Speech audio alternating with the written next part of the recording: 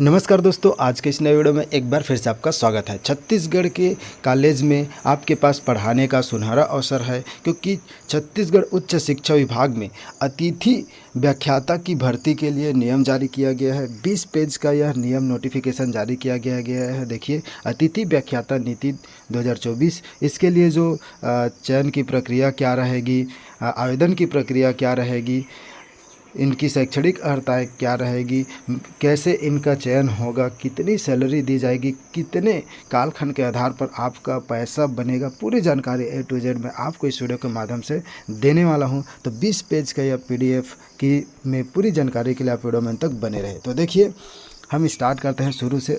तो कि उच्च शिक्षा विभाग में अतिथि व्याख्याता नीति 2024, ठीक है।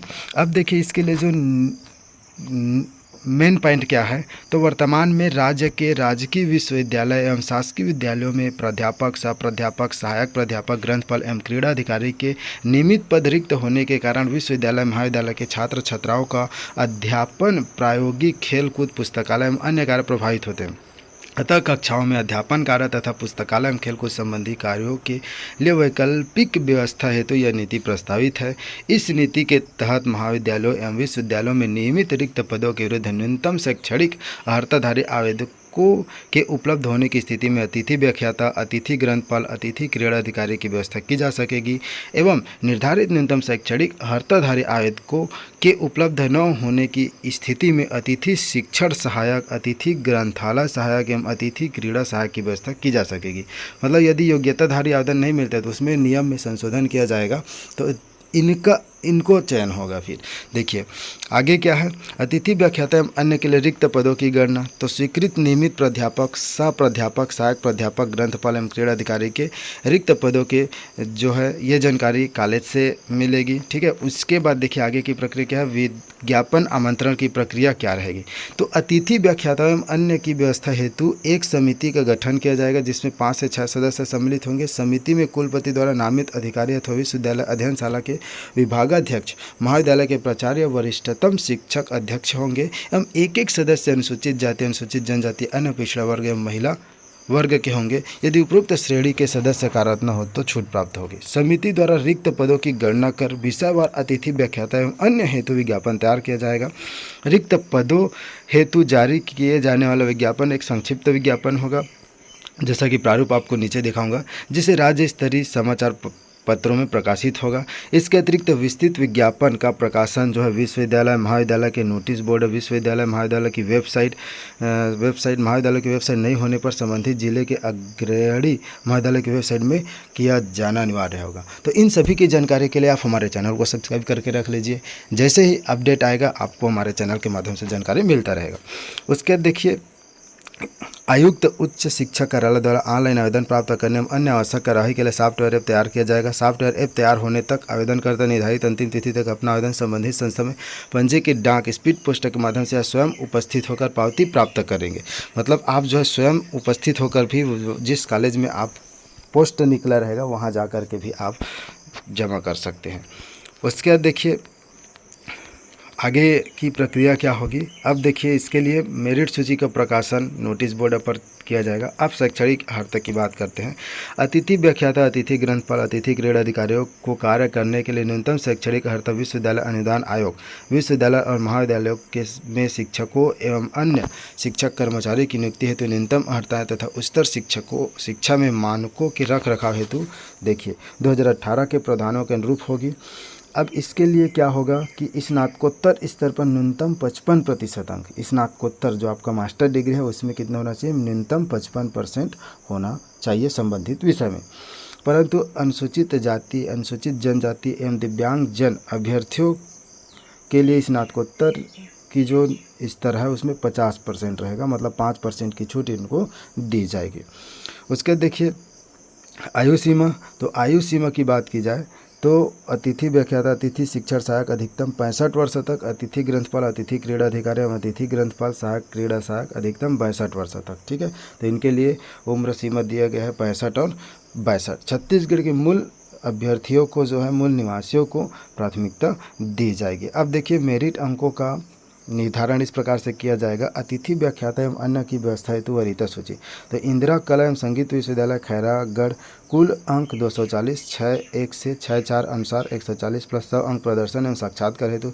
शेष राजकीय विश्वविद्यालय हेतु 160 अंक होगा और महाविद्यालय हेतु 140 अंक निर्धारित है। मतलब ये क्या है, इन्हीं इतने अंक में चयन होगा। अब आपको अंक किस आधार पर मिलेगा, तो देखिए 6(1) से लेकर के ये 4 तक दिया गया है। ठीक है, मतलब इस विद्यालय में एडमिशन, मतलब अगर आप पढ़ाना चाहेंगे तो आपके अंकों का चयन 240 अंक के आधार पर होगा। यहाँ आप फॉर्म भरते हैं तो 160 अंक के आधार पर, और महाविद्यालय कॉलेज के लिए 140 अंक का में चयन होगा। अब देखिए अंक कैसे मिलेगा, तो पीएचडी नेट सेट एमफिल के लिए अधिकतम 50 अंक है, तो पीएचडी के लिए 30 अंक मिलेगा, नेट सेट के लिए 20 अंक मिलेगा, एमफिल के लिए 15 अंक मिलेगा। ठीक है, यदि आपके पास ये डिग्री है तो इतने अंक आपको मिलेगा। स्नातकोत्तर स्तर पर अधिकतम 50 अंक, तो 55 के लिए 5 अंक होगा, 56 से 100 प्रत्येक 1% के लिए 1 अंक दिया जाएगा। तो देखिए 55% है तो 55% के लिए 5 अंक मिलेगा।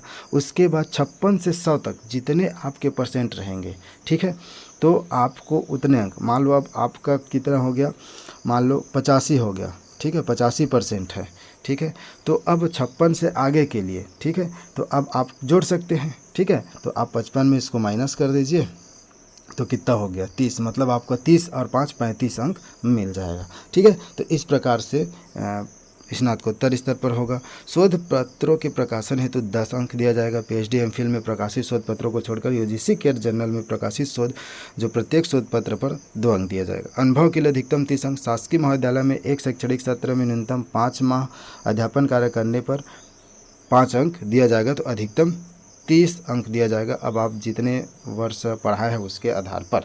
ठीक है, उसके अतिथि व्याख्याता ग्रंथपाल क्रीड़ा अधिकारी की वरीयता सूची में प्राथमिकता क्रम निम्नानुसार होगा। तो संबंधित विषय में पीएचडी नेट सेट और संबंधित विषय में एमफिल धारक, इन सभी को पहले क्रम से मौका मिलेगा, और इन सब को नहीं मिलने पर, ठीक है, आगे देखिए अतिथि शिक्षण सहायक ग्रंथालय सहायक क्रीड़ा सहायक।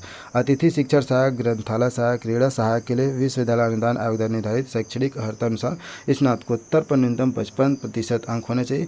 ठीक है, और एसटी एससी के लिए और दिव्यांगजन के लिए 50% होना चाहिए। ठीक है, इसमें कोई भी देखिए अतिथि शिक्षण सहायक ग्रंथालय सहायक और क्रीड़ा सहायक, इनके लिए कोई नेट सेट पीएचडी की आवश्यकता नहीं है। ठीक है, इनके लिए ना, लेकिन ऊपर जो बताया गया है उनके लिए इनके आधार पर चयन होगा।